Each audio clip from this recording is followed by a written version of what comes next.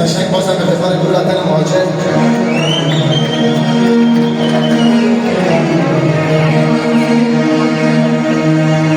همون دختر که در مالش همون دختر که در مالش با چیزی نگه او یار مایا با چیزی نگه او یار مایا برای جانم خدا پیدا بگیر